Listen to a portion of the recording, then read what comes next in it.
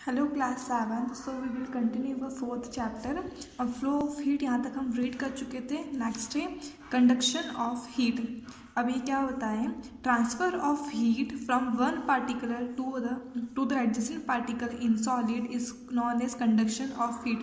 अब किसी भी चीज़ में किसी एक पार्टिकल की जो हीट है, जो गर्माहट है, वो उसके पास वाले पार्टिकल में जब ट्रांसफ़र हो रही है तो उसको हम बोलेंगे कंडक्शन ऑफ हीट। जैसे कि हम बात करें तो जब हम खाना बना रहे होते हैं, तो जब खाना बनाते हैं तो जो तपेली है, जो बर्तन है, कढ़ाई वगैरह जो होती है, उसको हम गर्म करते हैं। और फिर उसके बाद क्या होता है, वो गर्म होने के बाद हमारा पानी, सब्जी, जो कुछ भी गर्म होता है, उसको हम क्या बोलेंगे, कन्वेक्शन और कंडक्शन ऑफ हीट। मतलब हीट एक जगह से दूसरी जगह ट्रांसफ़र हो रही है।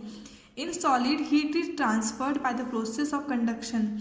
सॉलिड में क्या होता है, कंडक्शन के प्रोसेस से हीट ट्रांसफ़र होती है। अब ये प्रोसेस क्या है, in this process the transfer of heat takes place through adjacent molecules. उसके पास में जो मॉलिक्यूल्स हैं, उन मॉलिक्यूल्स से पूरी हीट ट्रांसफर होती है। एग्जाम्पल से हम समझेंगे। For example, when a cold metal rod is placed in contact with a flame, heat flows from the flame to the metal rod। यदि हम क्या करेंगे कि पे आग जल रही है, अब उस आग के पास हमने क्या रखा कि एक मेटल की रॉड हमने उसके पास रख दी, तो क्या हो रहा है, उस फ्लेम से, उस आग से जो हीट है वो रॉड पे ट्रांसफर हो रही है, रोड में। This happens because particles of the iron rod which are nearer to the flame receive the heat and transfer this to the adjacent particles. ये ऐसा क्यों होता है कि जो आयरन रोड में जो पार्टिकल्स हैं, जो आग के पास हैं, वो गर्म हो रहे हैं और वो गर्माहट जो है अपने पास वाले मॉलिक्यूल को ट्रांसफ़र कर रहे हैं। After the adjacent particle transfer the heat to the near next adjacent particle. उसके बाद क्या होता है कि वो जो पार्टिकल है वो अपने पास वाले को हीट ट्रांसफ़र करेगा, फिर वो अपने पास वाले को हीट ट्रांसफ़र करेगा। इस तरह से चीज़ें गर्म होती हैं। This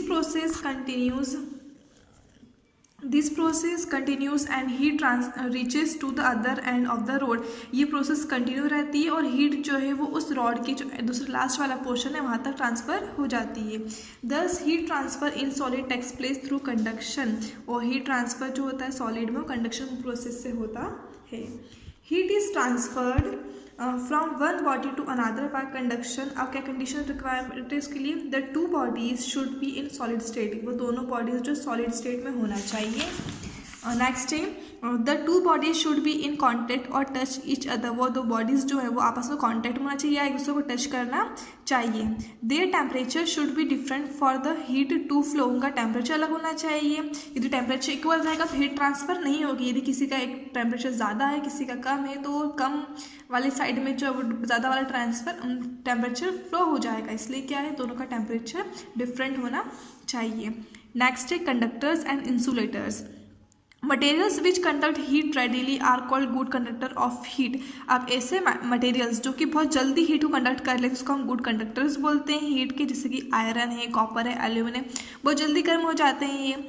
on the other hand, दूसरी तरफ materials that do not conduct heat readily is bad conductor और इंसुलेटर ऑफ हीट। अब ऐसे मटेरियल्स जो कि बहुत जल्दी हीट को कंडक्ट नहीं करते हैं उनको हम बैड कंडक्टर या इंसुलेटर बोलते हैं हीट का, जैसे कि रबर है, वुड है, प्लास्टिक है, ये जल्दी हीट को कैरी नहीं करते हैं।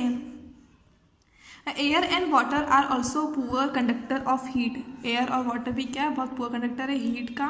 सम material such is wool, fur and bird feather are good insulator because they trap the air between their fibres. अब कुछ मटेरियल जैसे कि वूल है, फर है, या बर्ड के जो फीदर्स है, जो पंख है, ये अच्छे इंसुलेटर्स होते हैं क्योंकि क्या करते हैं, हीट को अपने फाइबर में, एयर को अपने फाइबर, क्या होता है, एयर को वो इधर उधर होने नहीं देते हैं। नेक्स्ट है प्रैक्टिकल एप्लीकेशन ऑफ कंडक्शन। अब प्रैक्टिकली हम कहाँ यूज़ करते हैं, कंडक्शन कैसे होता है। Cooking utensils are usually made of metals like copper and aluminum and alloys like brass, stainless steel because they are good conductor of heat। अब हम खाना बनाने के लिए किसका यूज़ करते हैं, मेटल की बनी हुई बर्तन का, जैसे कि कॉपर के होंगे या एल्यूमिनियम के होंगे या ब्रास या स्टेनलेस स्टील, इन सब के हम बर्तन यूज़ करते हैं क्योंकि ये बहुत जल्दी हीट को कंडक्ट करते हैं, बहुत जल्दी खाना बनने लगता है। Handles of metal cooking vessels are made of insulator like wood, bamboo and bakelite so that they do not become hot and are so easy to hold even when the vessel is very hot. आपने देखा होगा कि जब cooker है या जो भी आपके घर में बर्तन है उन सब के हैंडल्स जो होते हैं वो प्लास्टिक के या किसी और चीज़ के बने हुए होते हैं, बैकलाइट के। ये ब्लैक बैकलाइट है ये मटेरियल, तो क्यों बने होते हैं? क्योंकि वो जो बहुत बैड कंडक्टर रहते हैं बैड कंडक्टर और इंसुलेटर रहते हैं, हीट को कंडक्ट नहीं करते हैं वो। और इस तरह से जो हम गर्म कढ़ाई है उसको भी हम हैंडल के ज़रिए आसानी से पकड़ सकते हैं।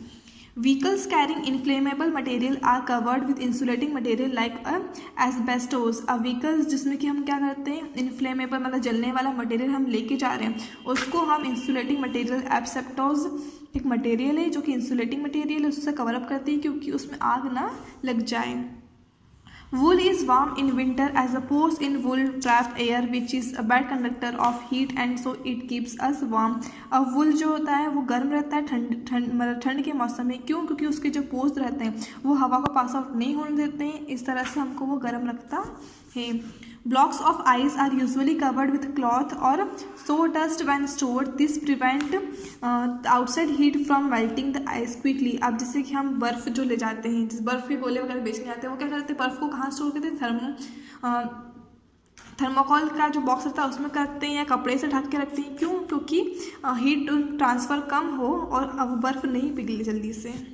हमने कंडक्शन तो पढ़ा, अब हम नेक्स्ट रीड करेंगे कन्वेक्शन ऑफ हीट। अब कंडक्शन और कन्वेक्शन में क्या डिफरेंस है हम आगे रीड करेंगे।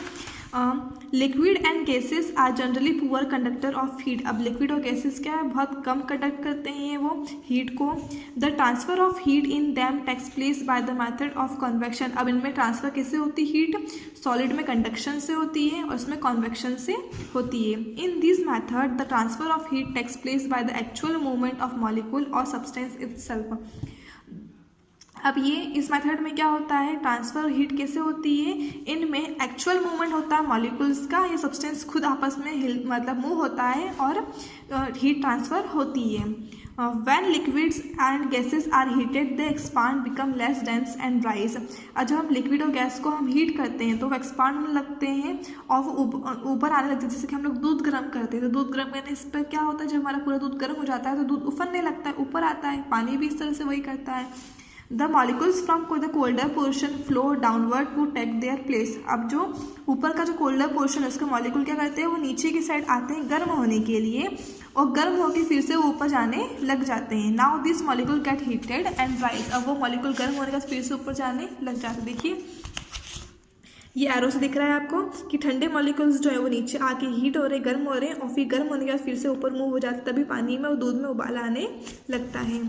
This continuous process result in the formation of a current called convection current. अब इसमें क्या होता है, जब ये जो पूरी प्रोसेस हो रही है इसमें इसको हम बोलते हैं कन्वेक्शन करंट प्रोसेस को। The process of transfer of heat in a liquid और gas by the actual movement of the particles of the liquid और गैस इज कॉल्ड कन्वेक्शन। अब कन्वेक्शन की डेफिनेशन क्या है, हीट का ट्रांसफ़र होना इस प्रोसेस को लिक्विड या गैस की इस कैसे होता है, जब हम उसके पार्टिकल एक्चुअल में मूवमेंट करते हैं उसको हम कन्वेक्शन बोलते हैं। ये एक्टिविटी जो हम लोग स्कूल में परफॉर्म करेंगे। नेक्स्ट रीड करते हैं कन्वेक्शन करंट इन नेचर। अब कन्वेक्शन नेचर में कैसे होता है, in coastal areas breeze generally blows from the sea to land during the day time and from the land to sea during the night. अब ऐसे area जहाँ पे समुद्री इलाका है वहाँ पे क्या होता है, हवा क्या होती है दिन में, डे टाइम में क्या होता है वो समुद्र से लेके ज़मीन की तरफ बहती है और रात में क्या होता है वो ज़मीन से समुद्र की ओर बहती है। This sea and land breezes are actually convection current. Actual में क्या है, ये दोनों कन्वेक्शन करंट है।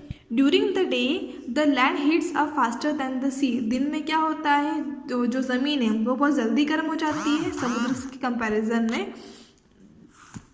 So the air above the land becomes warmer and rises upward and in its place cooler area from the above the sea rushes towards the land resulting in a sea breeze during the day. The cool air from the sea blowing towards the land is called a sea breeze। अब इसमें simply मैं इसको explain करूँ तो क्या होता है, जब दिन का समय रहता है तो सनलाइट से क्या होता है, जो ज़मीन वाला इलाका है वो बहुत जल्दी गर्म हो जाता है और वहाँ पे जो है वहाँ पे जो है वो बहुत ज़्यादा गर्मी रहती है, इसलिए क्या होता है कि दिन में क्या होता है कि वो जो सी है उससे वो लैंड तक वो हवा जाती है, और रात में क्या होता है, रात में उसी तरह उल्टा होता है कि जो ज़मीन से वो हवा जो है वो समुद्र तक जाने लग जाती है।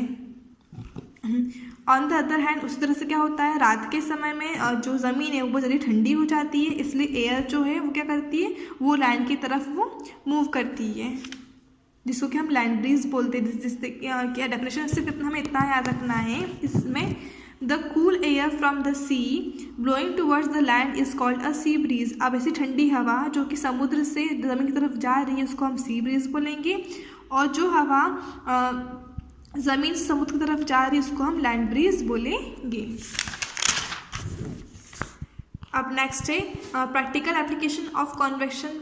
प्रैक्टिकल एप्लीकेशन, इसके प्रैक्टिकल हम कहाँ यूज़ कर रहे हैं इसको, तो ventilator and exhaust fan are usually placed near the ceiling of a room because the air we breathe out is warmer and lighter than ordinary air. It rises and escape through the ventilator और exhaust fan and cold fresh air enters through the windows. जिससे कि आप लोग आपके घर में ventilators क्यों बनाते हैं, एग्जॉस्ट फैन का यूज़ क्यों करते हैं, क्योंकि आप लोग जो घर के अंदर जो सांस बाहर निकाल रहे हैं तो वो काफ़ी ज़्यादा गर्म रहती है, तो वो गर्म हवा जो एग्जॉस्ट फैन के जरिए बाहर फेंक दी जाती है और बाहर से ठंडी हवा अंदर आ जाती है खिड़की के ज़रिए, इसलिए वहाँ पे हम यूज़ करते हैं। Air conditioner are installed near the roof. Air conditioner को हम कहाँ लगाते हैं, हम छत के पास ही लगाते हैं। क्यों, the cool air being heavier more down and moves down and the warm air near the surface of the room rises up, therefore setting up convectional current which cool the whole room effectively। अब जो ठंडी हवा जो ऊपर बह रही है वो नीचे की तरफ आती है, और नीचे की गर्म हवा जो ऊपर आती है ऊपर चली जाती है, और ऊपर से वो फिर से बाहर फेंक दी जाती है और एयर कंडीशनर से ठंडी हवा वापस ट्रांसफ़र कर दी जाती है। Smoke and gases from houses and factories rise up the chimney due to convection current. जिससे कि हम सब लोग देखते हैं फैक्ट्री से और घर से क्या होता है, स्मोक और गैस बाहर चली जाती है।